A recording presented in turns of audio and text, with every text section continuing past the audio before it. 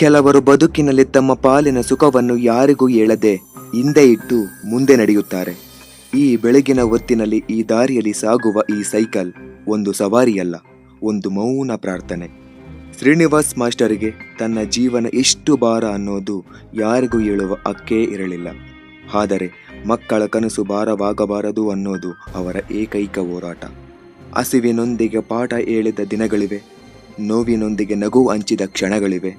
ಯಾರಿಗೂ ಕಾಣದಂತೆ ಅವರ ಕಣ್ಣುಗಳು ಒದ್ದೆಯಾಗುವೆ.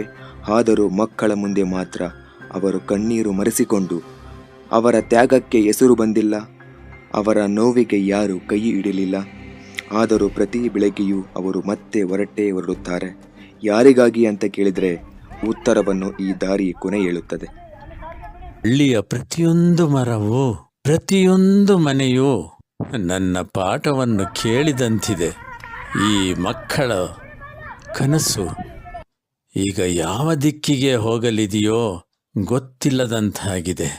ಏಕೆಂದರೆ ಈಗ ಈ ಮಕ್ಕಳ ಭವಿಷ್ಯಕ್ಕೆ ಒಂದು ದೀಪದಿಂದಲೇ ಇನ್ನೊಂದು ದೀಪ ಬೆಳಗುತ್ತದೆ. ಗುರುವಿನ ಬೆಳಕು. ಗುರು ಎಂದರೆ ಅಂತ್ಯವಲ್ಲ,